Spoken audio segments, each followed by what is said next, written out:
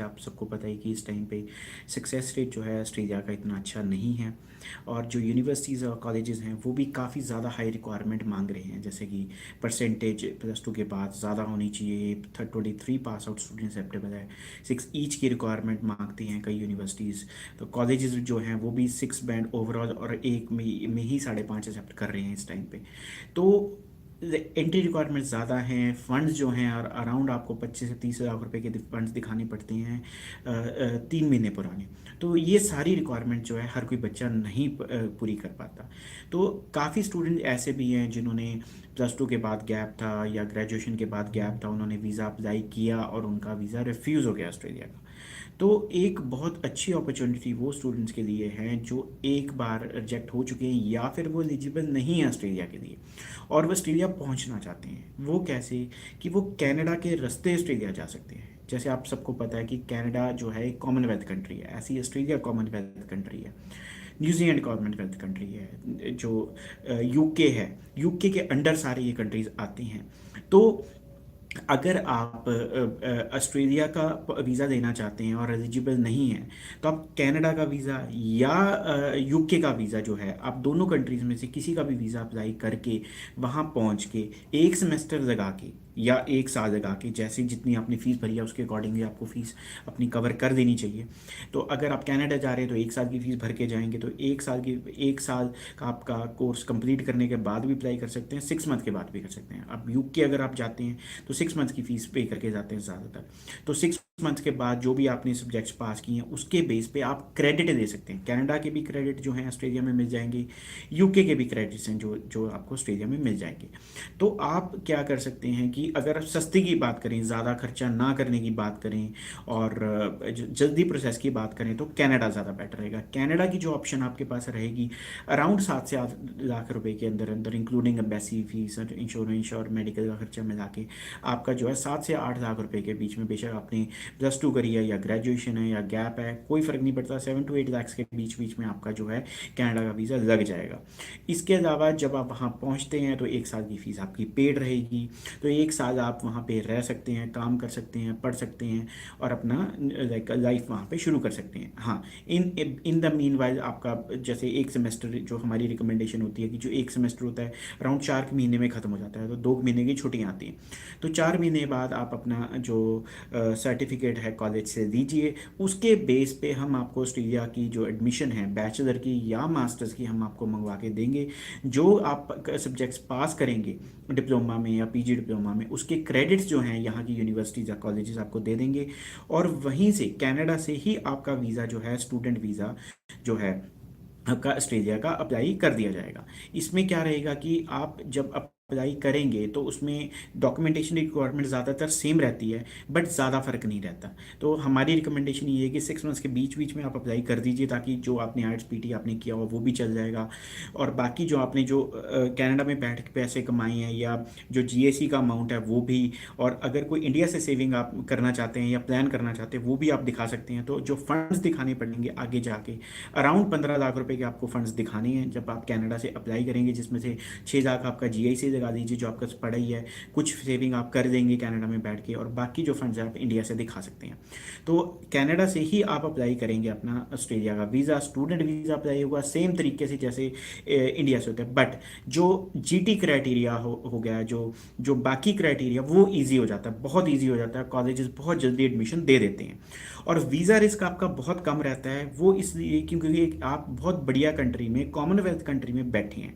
तो सबसे बड़ा फैक्टर आपको पता है कि वीज़ा जो रीज़न होता है वीज़ा ना लगने का वो क्या होता है कि आप अपनी कंट्री में वापस नहीं आओगे। सिर्फ इस वजह से वीज़ा रिफ्यूज़ किया जाता है। जब उनको पता है वीज़ा अफसर को कि बच्चा कनाडा में बैठा है, कनाडा कोई छोटा कंट्री नहीं है, ऑस्ट्रेलिया के बराबर का कंट्री है, टॉप कंट्री है और बहुत इंटरनेशनल स्टूडेंट डेस्टिनेशन है और अच्छे डेवलप्ड कंट्रीज़ में आता है, तो वो पर्पस, वो स्टोरी खत्म हो जाती है जी, आप वापस नहीं आओगे। जो वीज़ा, जो ऑस्ट्रेलियन वीज़ाज में ज़्यादातर देखने को मिलता है या कनाडा के वीज़ा में देखने को मिलता है, जब कनाडा से आप अप्लाई करते हैं ऑस्ट्रेलिया का वीज़ा, तो ज़्यादातर उनका वीज़ा ऑफिसर का एक्सपीरियंस ये है कि कनाडा का जो बच्चा है, क्योंकि वो सिर्फ इंडियन तो अप्लाई नहीं करते, वहाँ के लोग रूटीन में अप्लाई करते हैं जी वीज़ा कनाडा में, कनाडा के स्टूडेंट यहाँ पे पढ़ने का या फिर यहाँ पे घूमने फिरने का, तो रूटीन में बच्चा आएगा कनाडा से, कोई भी अगर आता है यहाँ पे तो अपना जो भी है घूम फिर के या पढ़ के अपना कनाडा वापस चला जाता है, तो ज़्यादातर उनका एक्सपीरियंस पूरा नहीं रहता है।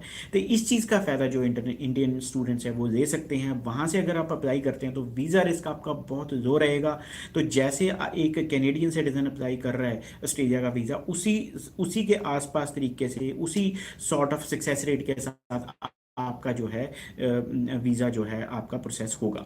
तो इसमें आप एक अच्छे कंट्री में, अगर आप जैसे कनाडा में पढ़ रहे हैं, आपने पढ़ाई अपने कंप्लीट कर रखी है, जो 6 मंथ्स 4 मंथ जो भी आपने 4 सब्जेक्ट पढ़ने हैं या 3 सब्जेक्ट पढ़ने हैं, वो पास करके वो सर्टिफिकेट साथ में लगाते हैं, तो आप कह सकते हैं कि जी मौसम थोड़ा ठंडा ज़्यादा है, या कोई कोई भी आपको दिक्कत आ रही है, या आपका फ्रेंड सर्कल नहीं है वहाँ पे, तो आप उस वजह से आप ट्रांसफ़र करके कनाडा से ऑस्ट्रेलिया में ट्रांसफ़र करना चाहते हैं और ऑस्ट्रेलिया में अपनी पढ़ाई पूरा करना चाहते हैं। तो जो दिक्कतें आपको इंडिया से अप्लाई करने में आती हैं, कि जैसे आपने सुना पंजाब हरियाणा की एप्लीकेशन नहीं दे रही जी, गुजरात की एप्लीकेशन नहीं दे रही, कहीं की नहीं दे रही, तो ये चीज़ों का मैटर सॉल्व हो जाता है। जीटी क्लियर नहीं कर रही जो यूनिवर्सिटी कॉलेजेस, वो मैटर सॉल्व हो जाता है जब आप यूके से या कनाडा से अप्लाई करते हैं। तो सस्ता जो प्रोग्राम ये है, कनाडा से अगर आप अप्लाई करते हैं, कनाडा जाने का अगर आप प्लान करते हैं तो वो सस्ता पड़ेगा आपको। वहाँ से जब ऑस्ट्रेलिया अप्लाई करते हैं तो वो आपको ज़्यादा खर्चा नहीं, यानी कि टोटल खर्चे की बात करें तो अराउंड 15-16 लाख के अंदर अंदर आपका यहाँ से कनाडा का और कनाडा से ऑस्ट्रेलिया का वीज़ा लग सकता है। बाकी आपको पता ही है कि अगर आप 21 पास आउट हैं, 22 पास आउट है फॉर एग्जांपल, या आपके जो फंड्स नहीं हैं या लो परसेंटेज है, तो आप जितनी मर्जी कोशिश कर दीजिए, ऑस्ट्रेलिया का वीज़ा लगना बहुत मुश्किल है। तो बजाय कि वीज़ा रिजेक्शन करवाने के, इट्स बेटर कि आप किसी अच्छे कंट्री का वीज़ा दे दें। वहाँ से जब आप अप्लाई करेंगे, क्योंकि आपकी ऑस्ट्रेलिया की रिजेक्शन नहीं है, तो और भी ज़्यादा बढ़िया सक्सेस रेट आएगा। अगर आपकी रिजेक्शन है तो भी कोई प्रॉब्लम वाली बात नहीं है, बट अगर रिजेक्शन नहीं है तो बिल्कुल ही आपका जो केस है वो क्लीन है। तो आप बिना किसी टेंशन के आप अपना अप्लाई करके ऑस्ट्रेलिया का वीज़ा ले सकते हैं। इसमें टोटल प्रोजेक्ट में ओवरऑल खर्चा भी कम आएगा, वीज़ा रिस्क भी कम है, सक्सेस रेट बहुत हाई है। और एक जो फ्रस्ट्रेशन है स्टूडेंट की, अगर वो रिजेक्ट करा के बैठा है ऑस्ट्रेलिया का वीज़ा, या उसका गैप है, या फंड्स नहीं है, या फिर परसेंटेज लो है, या किसी ना किसी तरीके से उसकी जीटी नहीं क्लियर हो रही, तो वो फ्रस्ट्रेशन जो इंडिया में बैठ के बनी हुई है वो ख़त्म हो सकती है जब आप किसी और अच्छे कंट्री में जाते हैं। तो अगर आप वैसे खर्चे की बात करें तो 7 से 8 लाख का अगर आपका खर्चा आता भी है तो इतना कवर करना आपके लिए मुश्किल नहीं है।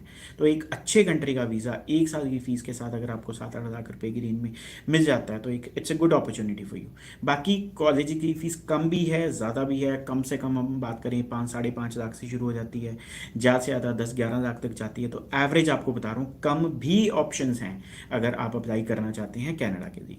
तो हमारी कंपनी बहुत स्ट्रांगली और बहुत एक्टिवली कनाडा को, ऑस्ट्रेलिया को, यूके को, न्यूजीलैंड को प्रमोट करती है। और जिस स्टूडेंट की जहाँ एलिजिबिलिटी बनती है हम वहीं अप्लाई करते हैं, बजाय कि ज़बरदस्ती करने की जी लगा दो देखी जाएगी वीज़ा आएगा कि नहीं आएगा, इस तरीके से नहीं अप्लाई करते। It's better not to apply in the high commission rather than getting a rejection. तो ये चीज़ का आप ध्यान रखिए कि रिजेक्शन की बजाय ये अच्छा रहेगा कि अच्छे कंट्री में कम खर्चे में चले जाएं, ताकि वहाँ पे वो पैसा पूरा करना भी आपका कवर हो जाएगा।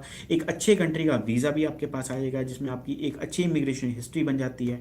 प्लस वहाँ से किसी और कंट्री का वीज़ा लेना, जैसे कि कनाडा से आप यूएस से जाना चाहते हो, कनाडा से आप ऑस्ट्रेलिया आना चाहते हो, तो बहुत ईजी रहेगा आपके लिए। Thank you ji, thank you very much video सुनने के लिए।